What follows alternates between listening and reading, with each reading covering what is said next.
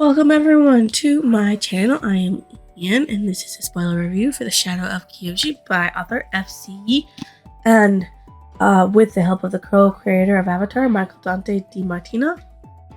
This is the series called Chronicles of Avatar. Of course, there are more books in the series, but this is also a duology for Kyoshi only. So, summary.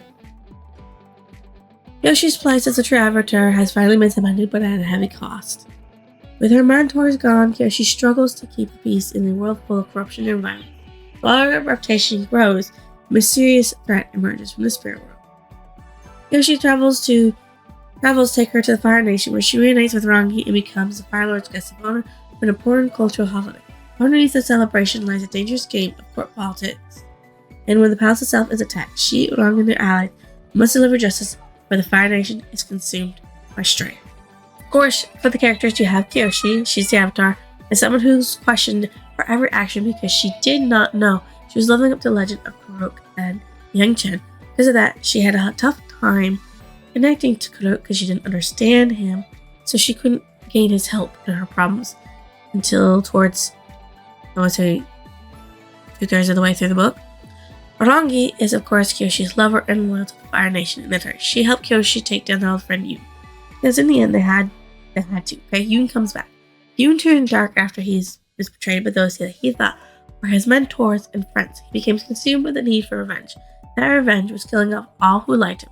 He attempted to kill Hiran several times. His life was ended by Rangi and Kyoshi. Basically, Kyoshi had learned something from a healer that allowed her to freeze him by the blood inside of him. Or the water inside of him, I guess you could say. Which is something that I didn't know was possible in the Avatar world. Okay, so Hiran, previously a headmistress of a firebending school, took her honor because she was at fault for creating the evilness in Yoon. She was ready to die by Yoon's hands to help Kyoshi stop him, but Kyoshi helped her survive several times. Mui is the chief of the Avatar, chef of the Avatar estate, and she was extremely happy when Rangi and Yoon and Kyoshi were all back together again. She wanted to cook them all a meal, which I'm glad she wasn't actually involved in the fight between Yoon, Kyoshi, and Rangi, because that would have been terrible. Yeonhu, the captain of the Sulan Smile, which is a Fire Nation vessel, he escorted Avatar Kyoshi around the Fire Nation and out of it, and also rescued her when he thought that she was drowning instead of communing with spirits and whatnot. Nyathia, I think that's how you say his name, Nyahiha, was a close friend and companion of Avatar Kuruk. He was a highly spiritual fire sage and was a sole individual who knew about Kuruk's mission to hunt down dark spirits that wished to invade the human world. He helped Kyoshi meet Kuruk for the first official time, as well as how to officially get in contact with him the second time and the third time that she does.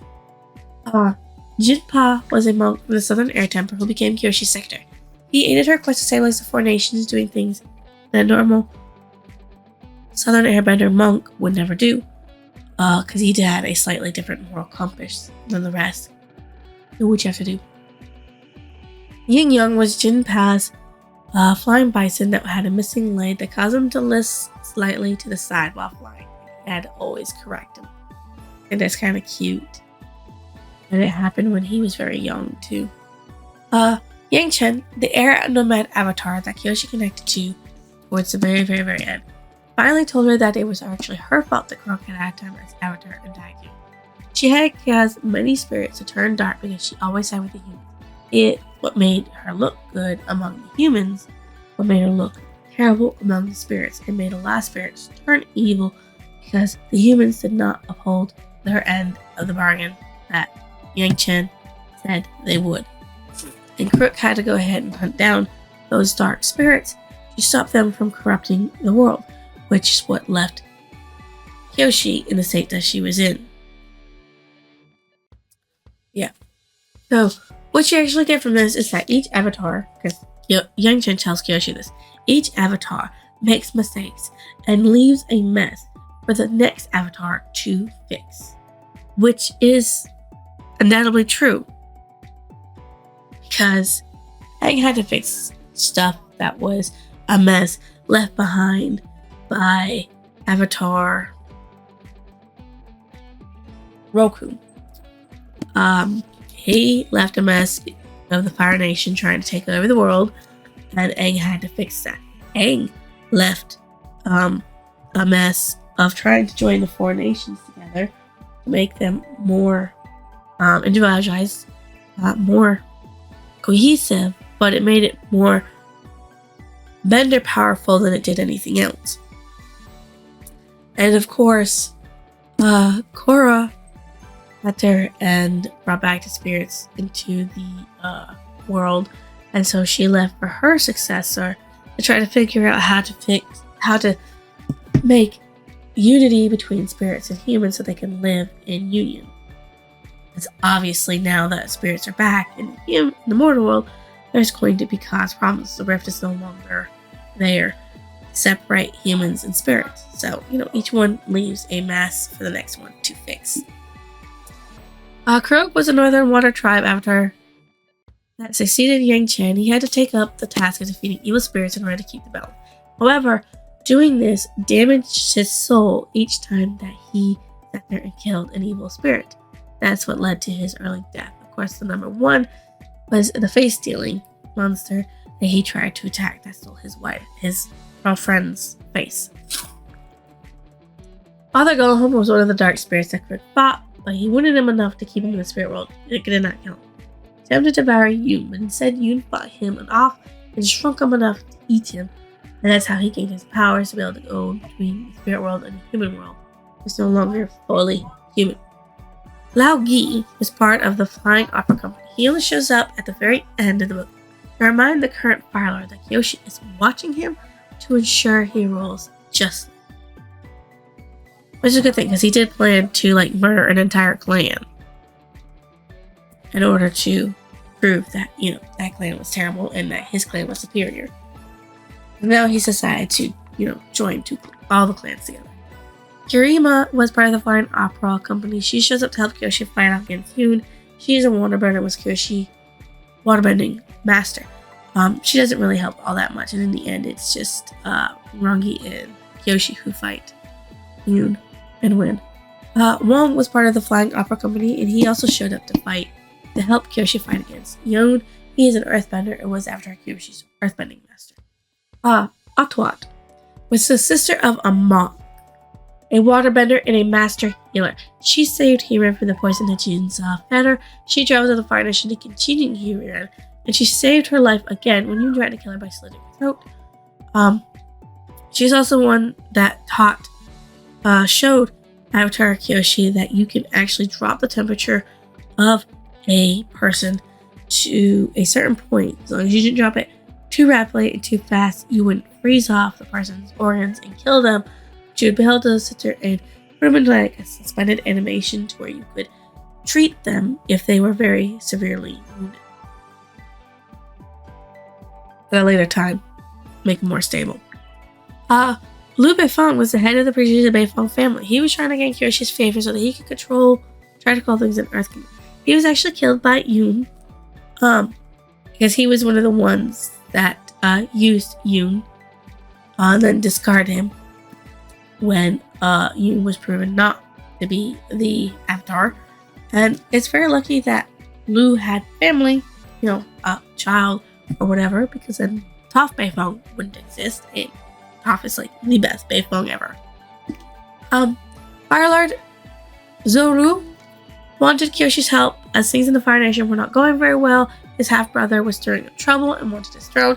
He wants power and he was willing to kill off a large amount of people, but was forced to stay his hand by Kyoshi after she made sure his rule would continue. He was also willing to sacrifice a Yoon lookalike and kill him off. Kyoshi's like, no, you're not. You're not going to do that kind of stuff. You're not going to do it. I will do what I need to do, but you're not going to make people scapegoat. And I will make sure you know that I'm watching you. You'll rule justly, or I will remove you from the throne. And she's like, well, I gotta please everybody. Then she realizes, no, you don't have to please anybody. You're the Avatar. You can do whatever the fuck you want. Nobody can stop you. You are the Avatar. You have all control of all four nations' power. You can do anything. And she realizes It doesn't matter if people like her or hate her. What matters is the balance of the world. And that's what makes her, like, her reputation the way it was. Chaejin, I think, it was an illegitimate son of Fire Lord Cheru and Lady Haozo. He and his mother believed that he was rightful heir to the throne and should be Fire Lord instead of his younger half-brother Zoru. He tried to create civil war, in order to take the throne. Thanks to information from Kyoshi, Fire Lord Zoru ensured that the Chaejin's clan were labeled traitors and thrown in jail.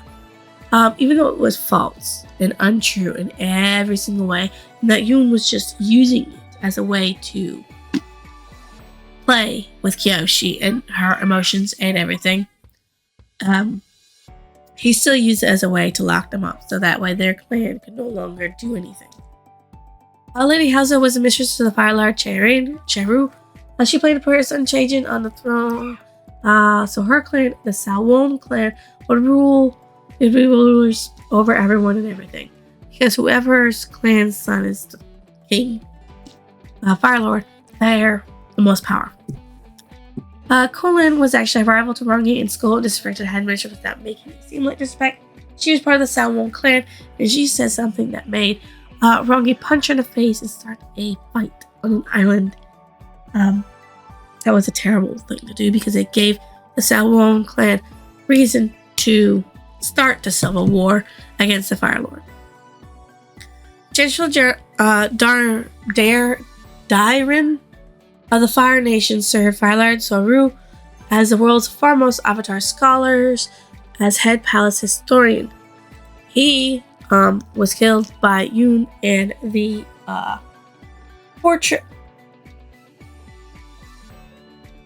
hall for Fire Lords and Avatars. Fire bending avatars. Sad business there. My favorite character was Rangi because she loved Kyoshi but knew when Kyoshi was acting like an idiot and lashed out and told her she did not hold her tongue unless honor and rules made her in the Fire Nation only. My most disliked character was Fire Lord Zoru. He used Kyoshi to substitute Yoon to take the place of the real Yoon in order to force the Sawon clan back down by throwing them in jail. He likes powers and wants to keep it. He wants to destroy the factions of the clans in his nation so they're all one clan under one rule, instead of several clans trying to rule. What stood out as memorable, the fact that Kyoshi thought so highly of Yang Chin but hated Koru because of the stories that were circling around about them. Stories that were half-truths. She didn't know all of it. Like, she did not know that Yang Chin was the reason why the dark spirits started arising in the world. She didn't realize that Krook had to fight the dark spirits in order to save the balance of the world. My favorite passage from the story is between the Flying Opera Company's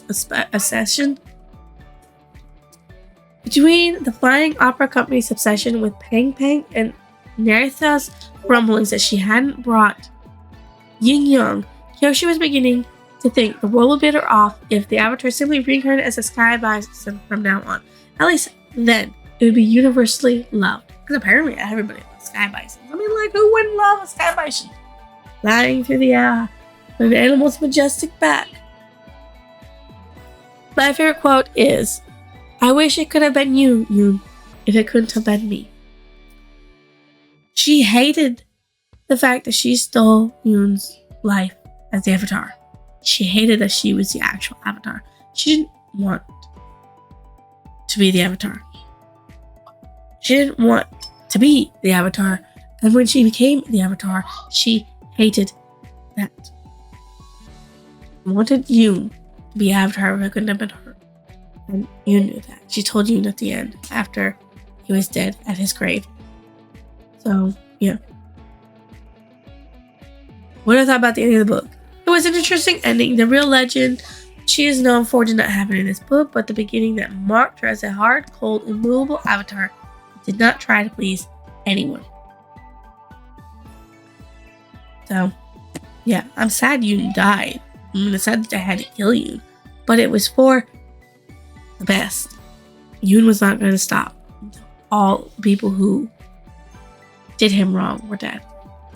A book to remind me, nothing but the previous book, as there are no other Avatar books to read.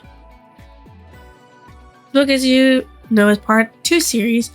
One called the series of Kyoshi. This Kyoshi series is a duology. And the Chronicles of the Avatar, and there are currently 5 books with another one on the way at the time of this recording. I write this before. The beating of Kyoshi's heart was something to read about. Her uncertainty that anything she was doing was correct. We learn that no Avatar makes sound decisions that lead to goodness everywhere. They all make mistakes. Look at the fact that Aang froze himself. By accident. He still froze himself for 100 years. And it did a lot of damage.